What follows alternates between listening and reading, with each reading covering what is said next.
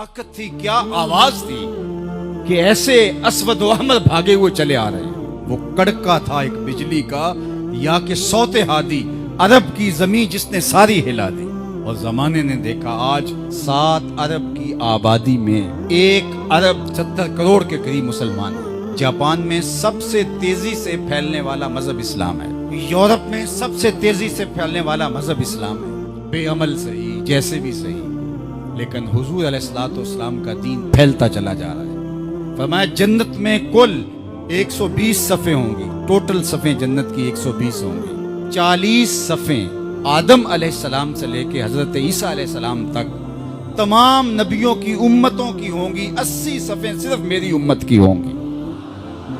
یہ ہے حضور علیہ الصلوۃ والسلام کے پیغام کی آفاقیت. جدھر دیکھو حضور کے دیوانے دکھائی دیتے ہیں.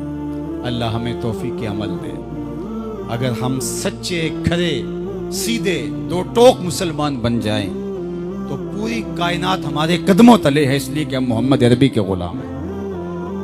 حضور کی وجہ سے کفر مٹا, اور حضور کی ذمہ داریوں میں شامل اسلام کا غلبہ کرنا. وَالَّذِي أَرْسَلَ رَسُولَهُ بِالْهُدَى وَدِينِ الْحَقِّ لِيُظْهِرَهُ عَلَى الدِّينِ كُلِّهِ.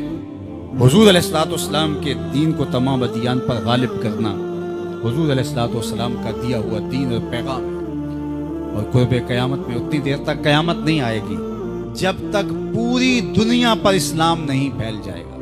پوری دنیا پر اسلام نہیں پھیل جائے گا. شرق سے لے کر غرب تک, شمال سے لے کے جنوب تک کائنات کی ایک چھت بھی ایسی نہیں ہوگی جہاں محمد عربی کے نام کا جھنڈا نہیں جھول رہا ہوگا, حضور کے نام کے پھریرے لہرا رہے ہوں گے. یہ اللہ کے محبوب کی عظمت ہے. کفر مٹ جائے گا اور ہر طرف اسلام کا بول بالا ہوگا. خلیفۃ المسلمین حضرت امام مہدی کی خلافت علی منہاج النبوہ قائم ہوگی, اسی طریقے پہ قائم ہوگی. حضرت عیسیٰ علیہ السلام کے انفاس کی مہک سے دجال پگھلتا چلا جائے گا, اور حضور کے دیوانے آگے بڑھ بڑھ کے اسلام کے جھنڈے گاڑتے چلے جائیں گے, اور پوری کائنات کے اندر پھریرے حضور کے ہوں گے. تو فرمایا انا الماہی, میں ماہی ہوں. اللہ اکبر. الذی یمحو اللہ بی الکفر, اللہ میری وجہ سے کفر کو مٹا ڈالے گا.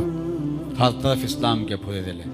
وانا الحاشر الذی یحشر الناس علی قدمی, اور میں حاشر ہوں, اور قیامت کے دن جو ہے وہ لوگ میرے پیچھے پیچھے آئیں گے اور میرے قدموں پہ آئیں گے. فرمایا سب سے پہلے میری قبر کشادہ ہوگی, اور پھر ابو بکر کی قبر, پھر حضرت عمر کی قبر.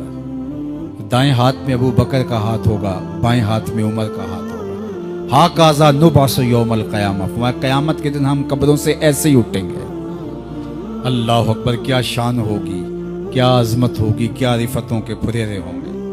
اور پھر حضور حشر میں آئیں گے. اللہ اکبر. پھر حشر میں حضور کا آنا, اور پھر لوگوں کی پناہ بننا, لوگوں کے لیے امان بننا. پیش حق مجدہ شفاعت کا سناتے جائیں گے, آپ روتے جائیں گے, ہم کو ہنساتے جائیں گے. وسعتیں دی ہیں خدا نے دامن محبوب کو, جرم کھلتے جائیں گے اور وہ چھپاتے جائیں گے. وَأَنَا الْعَاقِبُ الَّذِي لَيْسَ بَعْدَهُ نَبِيٌّ, اور میں عاقب ہوں. عاقب, اور عاقب وہ ہوتا ہے جس کے بعد کوئی نبی نہیں ہوتا. پس خدا بر ما شریعت ختم کر, بر رسول ما رسالت ختم کر. اللہ نے حضور کے بعد نبوت کا دروازہ بند کر دیا. اب کسی نبی کے آنے کی ضرورت نہیں.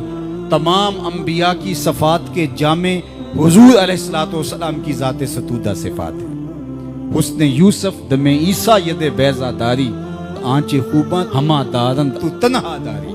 جو مختلف انبیاء کے اندر کمالات موجود ہیں وہ سارے ایک پیکر میں دیکھنے ہو تو محمد عربی کی چوکھٹ پہ آ جاؤ. یہاں تمہیں کمال بھی نظر آئے گا, جمال بھی نظر آئے گا, جود و نوال بھی نظر آئے گا. یہاں حسن بھی نظر آئے گا, حلم بھی نظر آئے گا, علم بھی نظر آئے گا, شان و شوکت بھی نظر آئے گی, رحمت بھی نظر آئے گی. اور یہاں ہاتھ میں تلوار پکڑے نبی جہاد فرماتا ہوا بھی دکھائی دے گا. ساری شانیں ایک پیکر کے اندر, ایک وجود کے اندر جو ہے وہ جمع کر دی گئی.